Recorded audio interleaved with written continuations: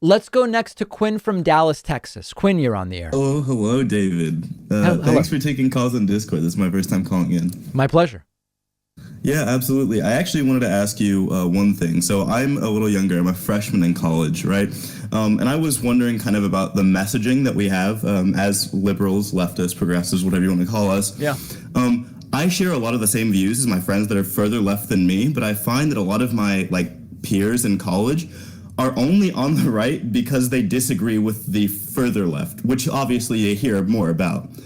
So do you think it's going to be more beneficial in the future for, I mean, politicians, one, and then just people in general to kind of stick to, I guess, a more in between what we have in office and then promoting socialism, that kind of thing, somewhere in between those two?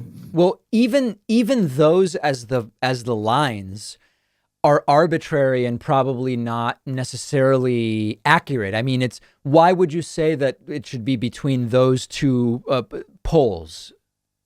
So for me personally, I have a lot of interaction where what happens is the only reason I have lots of my classmates disagree in terms of their political efficacy when they're trying to convince people of things is because they say, oh, well, you on the left want to get rid of our entire structural system.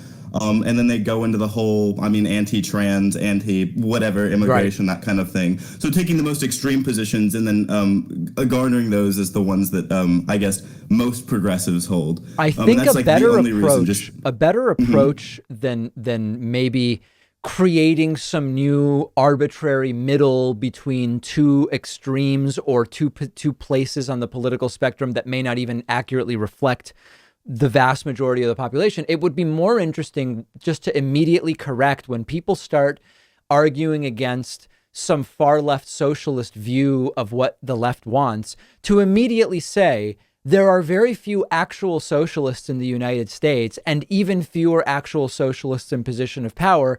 Can you tell me which elected official wants that? Which elected official says that the means of production should be seized? Which elected officials at the federal level are actual socialists? Put it back on them. And because there aren't any, or almost any, if you look at city yeah. councils and stuff like that, they would be unable to. I think that that's a better approach. Absolutely. Yeah, that helps a lot. I think definitely because in a lot of cases, what you're seeing now is there's so much overlap in the general consensus on policy positions. Yeah. And it's genuinely just the identity of which side you fall on that kind of is determining how people are voting. And then I guess I had one more question. So I'm really interested in moving abroad, right? I've always wanted to move to Germany because I've been learning German for the past 3 years. And my question is, what do you think is kind of the best method for Americans who really do care about the direction of the country when it comes to kind of promoting their views or their, I don't want to say agenda, but from, I guess, a foreign perspective?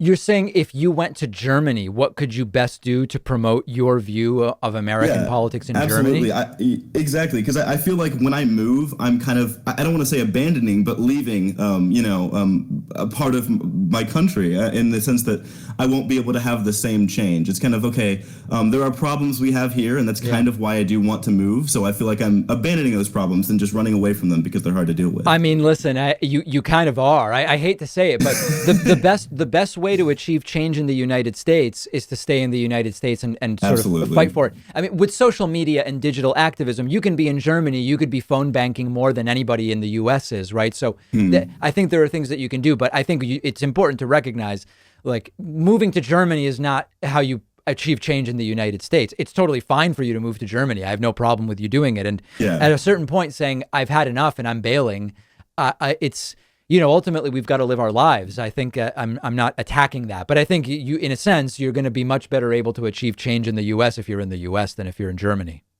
Yeah, you're absolutely right. And also that would completely tank your chances of running later because they would say, oh, you left the country. You don't really, that kind Yeah, of thing to some among. degree that may be true if your plan is to get into politics personally. Yeah, but listen, I think it Absolutely. sounds like it'll be fascinating to be in Germany for a period. I'm going to be in Germany actually in August myself.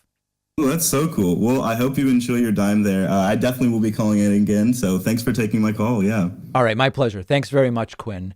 Very nice caller.